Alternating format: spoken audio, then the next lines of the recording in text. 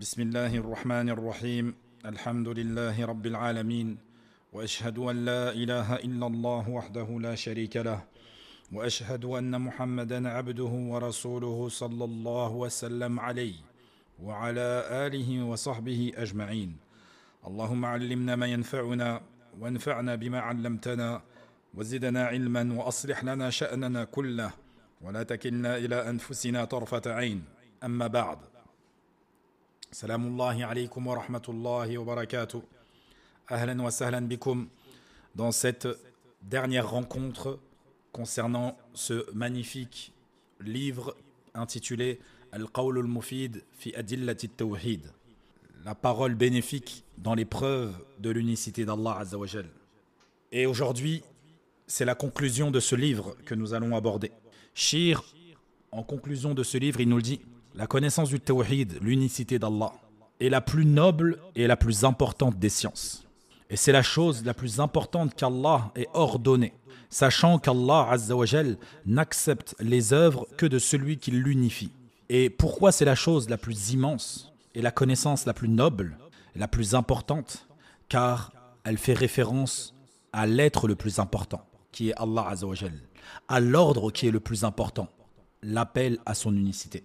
Allah Azza wa Jal, dans le Coran, il nous dit Jalla fi'ulah, Shahida Allahu annahu la ilaha illa huwa, wal malaika, wa ulul ilmi qa'iman bil qist, la ilaha illa huwa al azizul hakim. C'est la plus belle et la plus grande des attestations sur l'être le plus grand sur qui on peut attester, qui a attesté pour lui-même, sur lui-même, qu'il est l'unique, le seul à mériter l'adoration. Et il a impliqué dans cette attestation les êtres les plus nobles, qui sont les anges. La ya'souna Allah ma amarahum wa yaf'aluna ma yu'marun. Ils ne désobéissent jamais à Allah et ils font ce qu'il leur est ordonné. Également, ulul ilm, les gens de science. Innama yakhsha Allah min ibadihi al-ulama.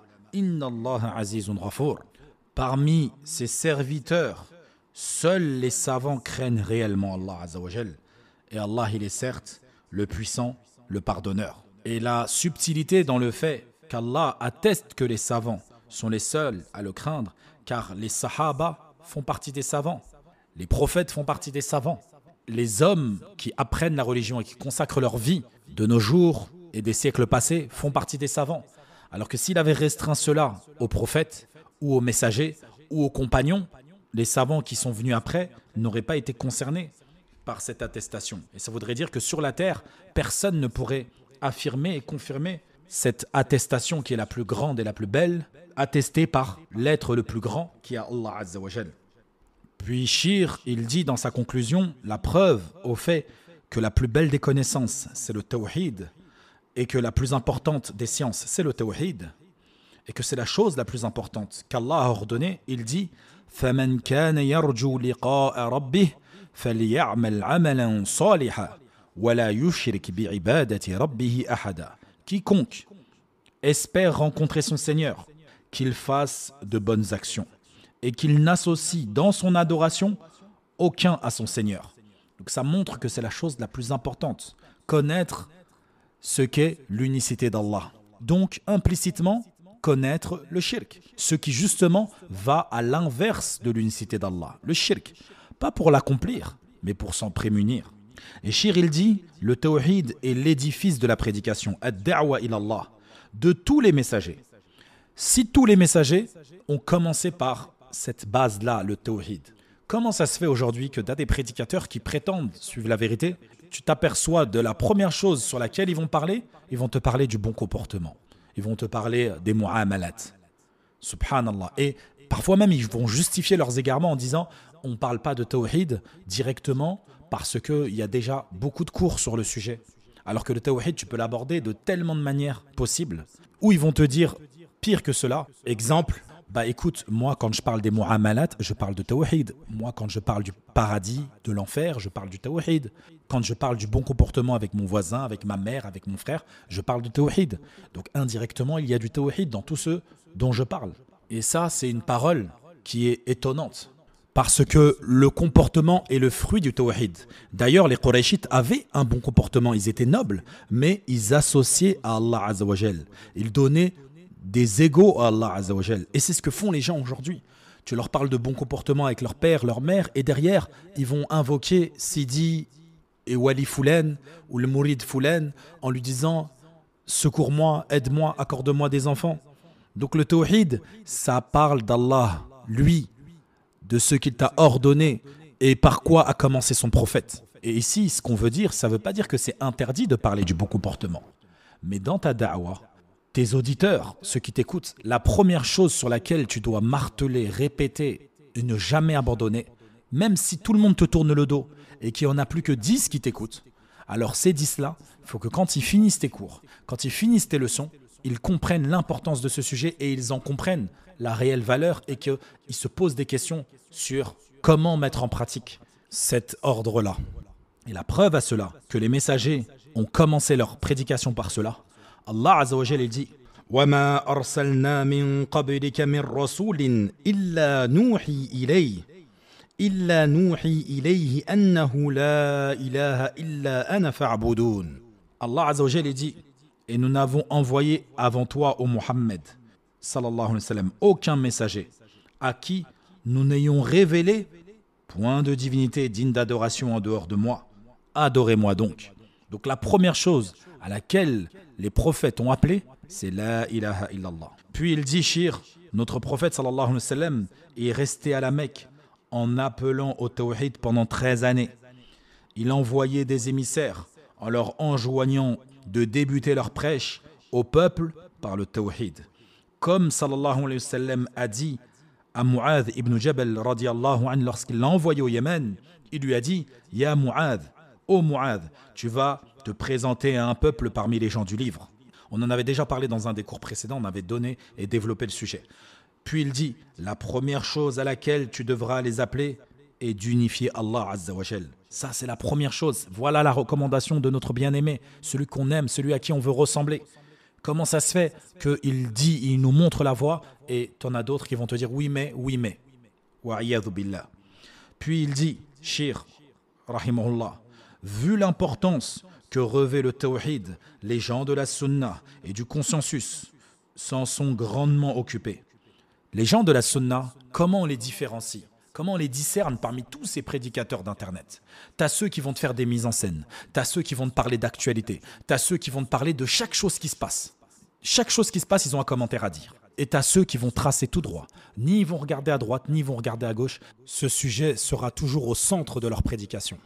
Parce que si ce sujet-là s'ancre réellement dans le cœur de nos proches, de nos amis, de nos familles, quand il y a des tremblements de terre mondains, c'est-à-dire des épreuves, qu'elles soient des épreuves de Covid, des épreuves administratives, peu importe, alors tu sais et tu es sûr que tout va bien aller. Peu importe le stress, peu importe l'inquiétude qui va traverser ton cœur, tu sais par ton tawhid qu'au final tout est entre les mains d'Allah Azza wa Jal et que tu ne subiras rien si ce n'est ce que Allah a prédestiné pour toi. Mais ça ne va pas être seulement de la théorie, ça va être de la mise en pratique réelle. Mais ça, il faut le marteler. Tellement tu en parles que ça devient naturel, ça devient une partie de toi. Alors que si tu n'en parles pas souvent, tu l'as en tête. Mais crois-moi, comme nous dit Ibn Sirin, rahimahullah, qui est un tabi'in, il disait « Man 'asha 'ala shay, mata 'alayhi, wa man mata 'alayhi, bu'itha 'alayhi » Celui qui vit sur une chose mourra sur celle-ci, et celui qui meurt dessus sera ressuscité dessus. Et ça, on le voit même dans le sport. Ton corps, quand tu commences le sport, il a mal, il ne supporte pas. Mais plus tu vas faire ces exercices, et plus ça va être facile. Et tu regarderas le chemin que tu auras parcouru 6 mois plus tard, 1 an plus tard, tu te diras, mais en fin de compte, c'était trop facile. Je ne vois pas pourquoi j'avais autant de mal. Eh ben, c'est pareil. Le cerveau, le cœur, c'est la même chose.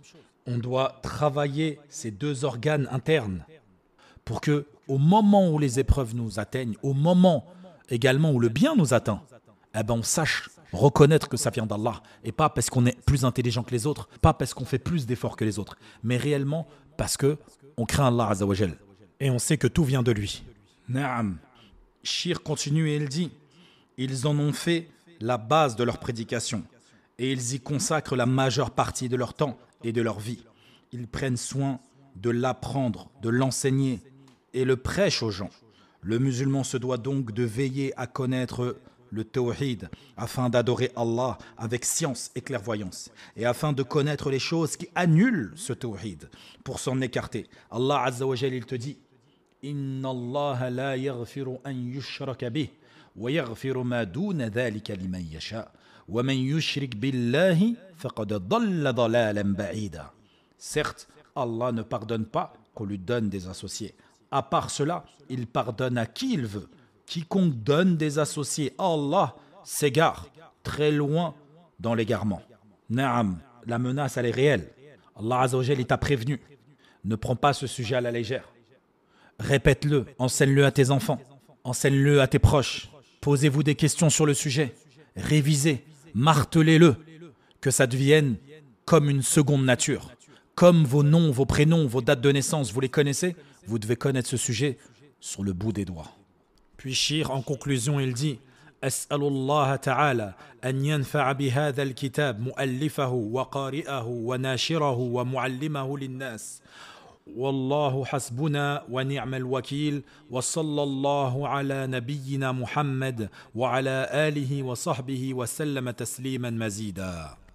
Quant à moi, je dis فالحمد لله الذي بنعمته تتم الصالحات. Nous avons fini en 5 ans ce livre. Et le prochain livre, qui est d'utilité publique, qui est très très court, mais tellement enrichissant, et qui nous permettra d'avoir de l'intelligence, du savoir sur la vie et ce qu'on doit appliquer dans les adorations, mais également dans les mu'amalat.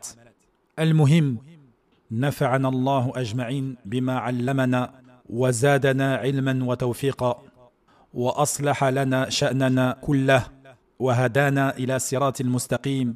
اللهم اغفر لنا ولوالدينا ووالديهم وذرياتهم ولمشايخنا وولاة أمورنا وللمسلمين والمسلمات. اللهم آمنا في أوطاننا وأصلح أئمتنا وولاة أمورنا واجعل ولايتنا في من خافك واتقاك واتبعك رضاك يا رب العالمين. اللهم وفق أولياء المسلمين لهداك واجعل أعمالهم في رضاك وسددهم في أقوالهم وأعمالهم. اللهم وفقهم فيما في صلاح البلاد والعباد ولما في عز الإسلام وصلاح المسلمين. اللهم وفق جميع أولياء الأمور لعمل بكتابك وتحكيم شرعك واتباع سنة نبيك صلى الله عليه وسلم واجعلهم رحمة ورأفة على عبادك المؤمنين. اللهم ول على المسلمين أينما كانوا خيارهم واصرف عنهم شرارهم يا رب العالمين. اللهم فرج هم المهمومين من المسلمين ونفس كرب المكروبين واقض الدين عن المدينين واشف مرضانا ومرضى المسلمين وارحم موتانا وموتى المسلمين. اللهم أصلح ذات بيننا وألف بين قلوبنا واهدنا سبل السلام وأخرجنا من الظلمات إلى النور وأعذنا والمسلمين من الفتن ما ظهر منها وما بطن.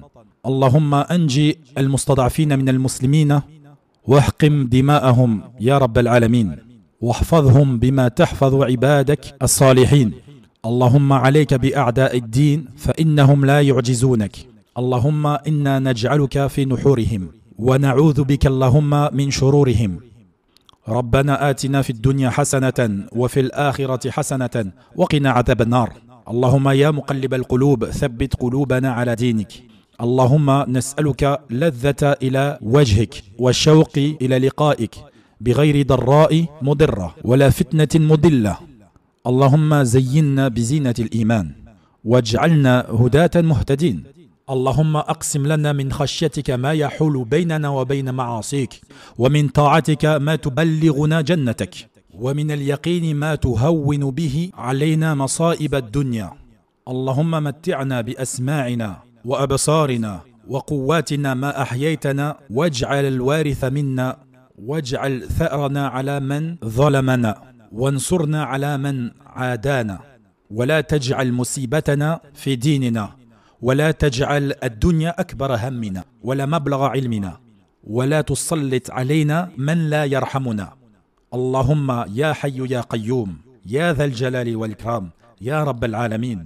أصلح لنا أجمعين النية والذرية والعمل.